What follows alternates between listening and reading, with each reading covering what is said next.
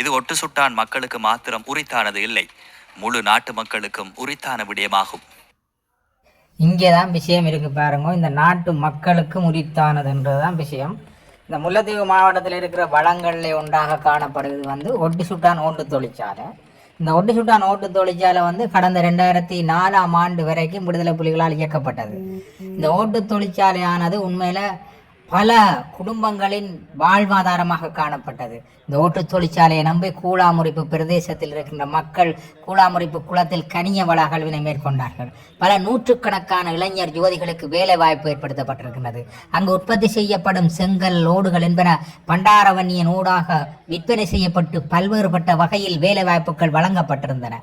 இவ்வாறான நிலையில் தற்போதைய புதிய அரசாங்கமானது இந்த ஓட்டு தொழிற்சாலை இந்த ஒட்டு சுட்டான் பிரதேச மக்களுக்கானதல்ல, இந்த நாட்டு மக்களுக்கானது என்று சொல்லி இருப்பதன் பின்னணியில் ஒரு கேள்விக்குறி எழுந்து நிற்கின்றது.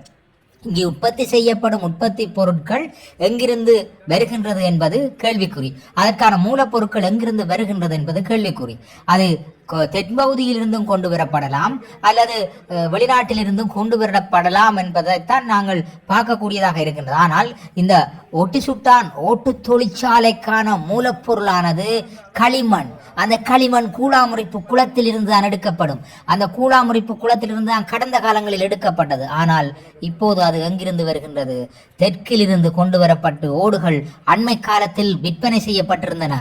தெற்கிலிருந்து கொண்டு வரப்பட்ட ஓடுகள் தான் அண்மை காலத்தில் கனிய மல திணைக்களத்தினால் விற்பனை செய்யப்பட்டு கொண்டிருந்தது. அது முற்றுமுழுதாக இராணுவத்தினரின் கையகப்படுத்தலில் ஈடுபட்டு உள்ளாகப்பட்டு தற்போதுதான் 30 மில்லியன் ரூபாய் செலவு செய்து இந்த அரசாங்கம் அதனை இயக்கி வைப்பதாக திறந்து வைத்திருக்கின்றது.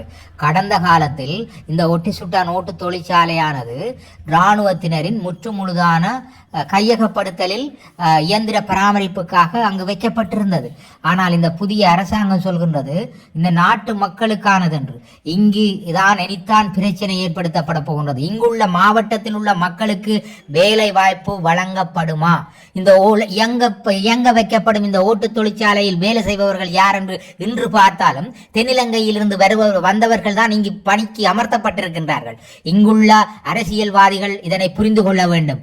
இந்த ஒட்டி சுட்டான் மாவட்டத்தில் முல்லைத்தீவு மாவட்டத்தில் அமைந்துள்ள இந்த ஓட்டு தொழிற்சாலையில் பணிக்கு அமர்த்தப்படுபவர்கள் இந்த பிரதேசத்தை சேர்ந்தவர்களாக இருக்க வேண்டும்.